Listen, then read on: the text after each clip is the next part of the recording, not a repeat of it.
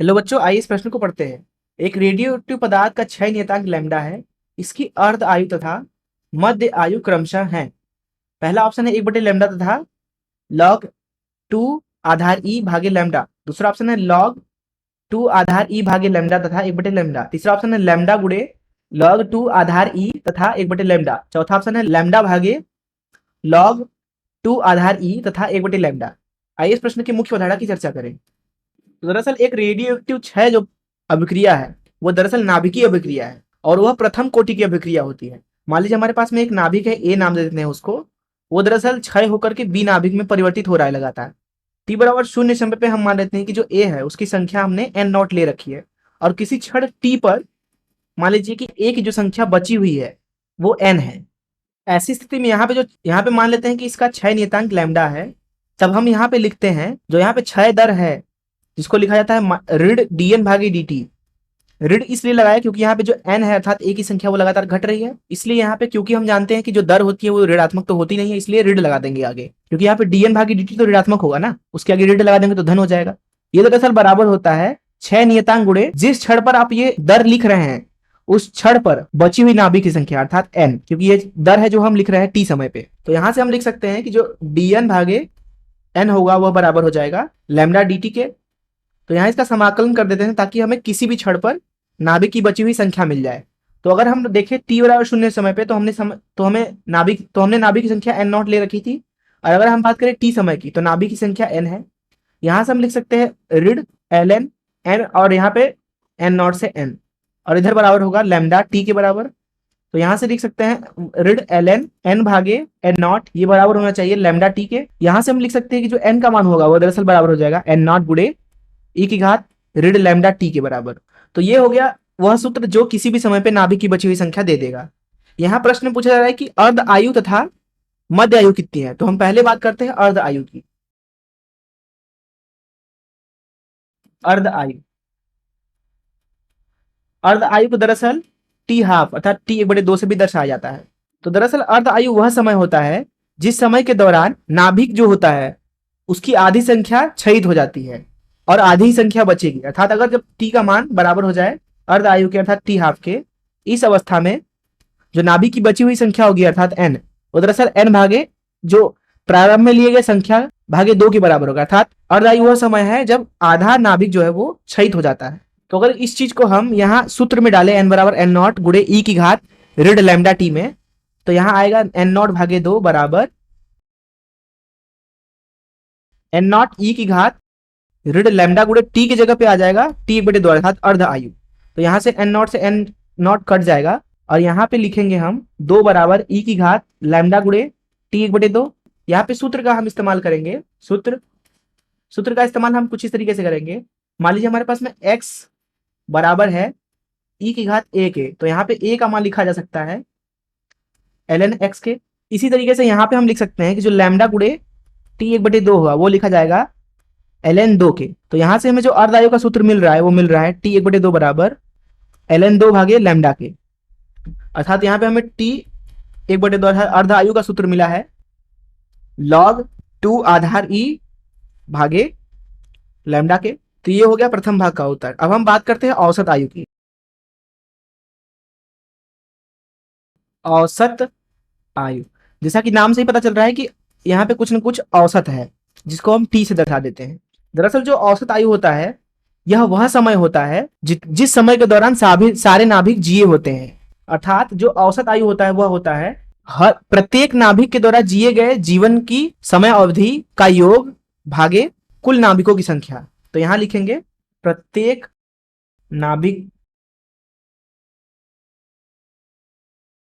के द्वारा जिया गया समयावधि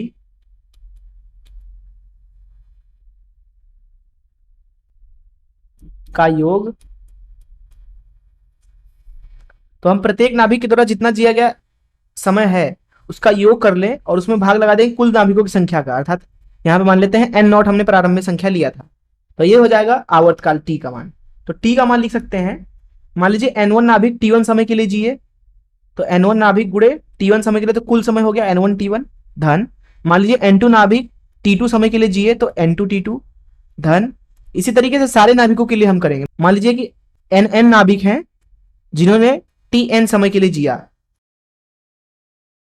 तो ये कुल समय हमने जोड़ लिया, कुल नाभिकों के द्वारा जिया गया कुल समय उसको हमने जोड़ लिया और इसमें भाग लगा दिया कुल नाभिकों की संख्या अर्थात n नॉट का। n नॉट यहाँ पे कुछ और नहीं बल्कि n1 धन n2 धन nn है। तो यही हो जाएगा औसत आयु। अब अगर इसकी गणना करना चाहें तो मान लीजिए हमारे पास में नाभिक है जो ए से बी में परिवर्तित हो रहा है, t बराबर 0 समय पे इसकी संख्या n नॉट ले लेते हैं, किसी भी क्षण t पर इसकी संख्या मान लेते हैं n बची हुई है। तो हम अगर t समय के बारे में बात करें तो मान लेते हैं कि t समय पे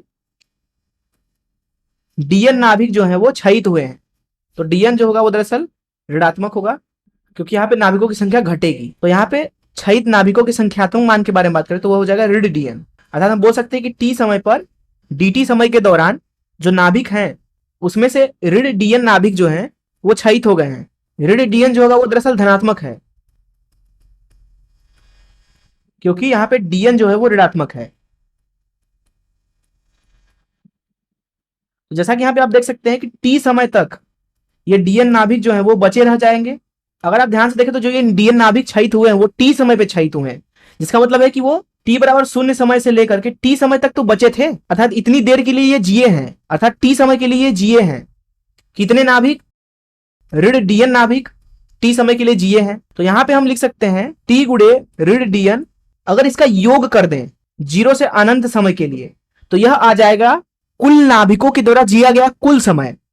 क्योंकि ऐसे ही बहुत सारा समय होगा, बहुत सारा समय जिसके दौरान बहुत सारे नाभिक जिए होंगे, तो उन सभी की अगर हम समयावधि को जोड़ दें तो वही हो जाएगा कुल नाभिकों के द्वारा जिया गया कुल समय और भाग लगा दें यहाँ पे n नॉट का, तो यह कुछ और नहीं बल्कि औसत आयु के बराबर आ जाएगा। तो यहां से औसत आयु का मान लिख सकते हैं t बराबर ऋण dn गुणे t और उसका समाकलन करेंगे 0 से अनंत काल के लिए और इसमें n नॉट का भाग लगा देंगे। अब क्योंकि यहाँ पे ऋण dn भागे dt का मान है लैम्डा गुणे n के बराबर, इसलिए यहां से ऋण dn का मान लिख सकते हैं dn बराबर लैम्डा n dt के बराबर, और जो n का मान है वो दरअसल है n बराबर n नॉट e की घात ऋण लैम्डा t के बराबर। तो यहां से dn ऋण dn का मान लिख सकते हैं ऋण dn बराबर लैम्डा n नॉट e की घात ऋण लैम्डा t और यहाँ dt। तो इस चीज को हम यहाँ उठा के रख देते हैं t में अर्थात औसत काल में। तो औसत काल का मान लिखा जा सकता है t बराबर 0 से अनंत काल तक ऋण dn की जगह पे लिख देंगे लैम्डा n नॉट e की घात ऋण लैम्डा t और यहाँ dt आ जाएगा और ऊपर t का गुणा है और नीचे भाग लगा देंगे n नॉट का। तो लैम्डा n नॉट नियतांक है बाहर निकल जाएंगे तो t का मान मिलेगा आपको लैम्डा n नॉट भागे n नॉट और यहाँ है समाकलन 0 से अनंत काल के लिए e की घात ऋण लैम्डा t गुणे t dt। यहाँ पे अगर आप औसत काल का मान लिखें तो वो हो जाएगा n नॉट से ऊपर नीचे n नॉट ऊपर नीचे से कट जाएगा और यहाँ लिखेंगे लैम्डा गुणे 0 से अनंत काल के लिए e की घात ऋण लैम्डा t और यहाँ t और dt। इसका समाकलन हम करेंगे uv के समाकलन नियम से। तो इसको पहले देख लेते हैं हम सूत्र। मान लीजिए एक समाकलन के अंदर लिखा हुआ है u जो कि एक फलन है t का, मान लीजिए v है, मान लीजिए यह भी फलन है t का। अगर इसका समाकलन dt के सापेक्ष कर रहे हैं तो ये बराबर होता है u गुणे v के रूल से u बाहर v dt ऋण समाकलन में u का अवकलन, फिर यहाँ समाकलन लिखते हैं v dt और बाहर पुनः dt। तो इस सूत्र का इस्तेमाल करेंगे, लेकिन अब हमें यहाँ निर्धारित करना है कि u और v क्या होगा। तो पहले यहाँ t लिख लेते हैं, t है आपका लैम्डा गुणे समाकलन के अंदर t गुणे e की घात ऋण लैम्डा t dt 0 से अनंत तक। यहाँ समाकलन में आपको ये चीज ध्यान रखना है कि इस समाकलन को करने के पश्चात ही हम यहाँ पे सीमा लगाएंगे, इस पूरे पद का मान निकल जाएगा तब। अब दरअसल यहाँ पे जो u और v का मान है वो दरअसल निर्धारित होता है आइलेट के नियम से। अब जो यहाँ e है वो दरअसल है e की घात वाला, वही बात करें a की तो यह बीजगणितीय है, तो यहाँ पे t जो है वो बीजगणितीय है, इसलिए यहाँ पे u का मान हो जाएगा t के बराबर और यहाँ पे e की घात ऋण लैम्डा t दरअसल v हो जाएगा, v बराबर e की घात ऋण लैम्डा t। तो इसका इस्तेमाल करें यहाँ पे तो हमें औसत काल का मान मिलेगा t बराबर लैम्डा बाहर रहेगा, अंदर मिलेगा आपको u अर्थात t गुणे समाकलन करेंगे e की घात ऋण लैम्डा t का dt के सापेक्ष ऋण, अंदर लिखेंगे u डैश मतलब t का t के सापेक्ष अवकलन तो ये दरअसल 1 के बराबर आएगा, तो यहाँ 1 लिख दिया। फिर उसके बाद समाकलन करेंगे ई की घात ऋण लैम्डा टी का डी टी के सापेक्ष, और बाहर लिखेंगे डी टी। और यहाँ जो सीमा है वो है 0 से अनंत। यहाँ पे अगर हम निकालना चाहें ई की घात ऋण लैम्डा टी डी टी का मान, तो वह बराबर होगा ऋण 1/λ गुणे ई की घात ऋण लैम्डा टी के बराबर। इसको हम यहाँ ऊपर रख दें तो आपको टी का मान मिलेगा, औसत काल का मान टी बराबर ऋण टी भागे लैम्डा गुणे ई की घात ऋण लैम्डा टी, और फिर यहाँ ऋण लगा देंगे, अंदर है ऋण 1/λ गुणे ई की घात ऋण लैम्डा टी और यहाँ डी टी। और इस पूरे पद का जो यहाँ पे सीमा है वो 0 से अनंत तक है और बाहर गुणा है लैम्डा का। इसको और हल करते हैं तो टी का मान मिलेगा आपको ऋण टी गुणे ई की घात ऋण लैम्डा टी भागे लैम्डा धन 1/λ, समाकलन कर देंगे ई की घात ऋण लैम्डा टी डी टी का, और इसका जो सीमा है वो है 0 से अनंत तक और बाहर गुणा है लैम्डा का। तो यहाँ से टी का मान मिल रहा है। पुनः आप ई की घात ऋण लैम्डा टी डी टी का मान रख दें यहाँ पे, तो आपको मिलने वाला है ऋण टी ई की घात ऋण लैम्डा टी भागे लैम्डा, और यहाँ मिलेगा ऋण 1/λ का वर्ग गुणे ई की घात ऋण लैम्डा टी, और इसका समाकलन करेंगे हम 0 से अनंत तक और यहाँ गुणा है लैम्डा का। तो यहाँ से आपको मिल रहा है टी का मान टी बराबर ऋण टी भागे लैम्डा गुणे ई की घात लैम्डा टी, और यहाँ ऋण है 1/λ का वर्ग, नीचे है ई की घात लैम्डा टी, और इसका समाकलन हम कर रहे हैं 0 से अनंत तक के लिए, और लैम्डा को आगे लिख लिया। अब यहाँ पे हम सीमा रख देते हैं, तो यहाँ टी का मान मिलेगा आपको टी बराबर ऊपर अनंत नीचे लैम्डा ई की घात अनंत, और यहाँ सामने ऋण लगा हुआ है, और यहाँ ऋण लगाएंगे 1/λ का वर्ग गुणे ई की घात। अब यहाँ पे टी की जगह पे अगर अनंत रख देते हैं तो ऊपर आ जाएगा आपके पास में ई की घात अनंत, क्योंकि अनंत में किसी भी संख्या का गुणा करें तो अनंत ही आएगा। ऋण लगा देंगे, यहाँ पे शून्य रखना है, शून्य मतलब ऊपर हो जाएगा शून्य, इधर ऋण भी लगा हुआ है, नीचे हो जाएगा लैम्डा गुणे ई की घात शून्य ऋण 1/λ का वर्ग, और गुणा करेंगे यहाँ पे ई की घात 0 का, और इस पूरे पद में लैम्डा का गुणा तो है ही। तो यहाँ से टी का मान आपको मिल रहा है। अगर आप ध्यान से देखें तो दरअसल इसका मान जो है वो है 0 के बराबर, क्योंकि ऊपर अनंत है लेकिन नीचे ई की घात अनंत है, तो सीधी सी बात है ई की घात अनंत जो है वो अनंत से तो बहुत ही ज्यादा होगा, इसलिए इसका मान 0 के बराबर आ जाएगा। तो यहाँ लिखा जाएगा 0, ऋण है तो ऋण लगा लेते हैं, ई की घात अनंत। अब अगर यहाँ पे ध्यान से देखें तो ऊपर है 1, नीचे है ई की घात अनंत, और इसमें लैम्डा का वर्ग भी गुणा है। ई की घात जो अनंत है वो बहुत ही बड़ा संख्या होगा। अब किसी एक छोटे संख्या में नीचे बहुत बड़े संख्या से अगर आप भाग देते हैं तो 0 के बराबर आएगा, जिसका मतलब है कि ये पद भी 0 के बराबर है।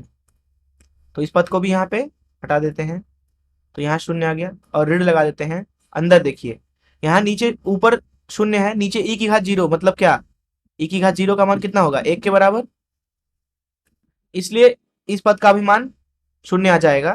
तो यहाँ 0 लिख देते हैं, ऋण 1/λ का वर्ग ई की घात 0 1 है, तो यहाँ पे इसको बंद कर देते हैं और बाहर लैम्डा का गुणा है ही। तो यहाँ से औसत काल का मान मिल रहा है आपको टी बराबर, ये ऋण अंदर जाएगा तो यहाँ बचेगा 1/λ का वर्ग गुणे इधर गुणा हो जाएगा लैम्डा का, जो कि बराबर आ जाएगा 1/λ के बराबर। तो इसलिए आपको औसत काल का मान मिला है टी बराबर 1/λ के बराबर। इस तरीके से प्रश्न के दूसरे भाग को भी हमने हल कर लिया। आइए देखें हमारा कौन सा ऑप्शन सही है। जैसा कि हमने अभी सिद्ध किया कि अर्ध आयु जो है वो है log2 आधार ई भागे लैम्डा, और औसत आयु है 1/λ, इसलिए बी ऑप्शन जो है वो सही है हमारा।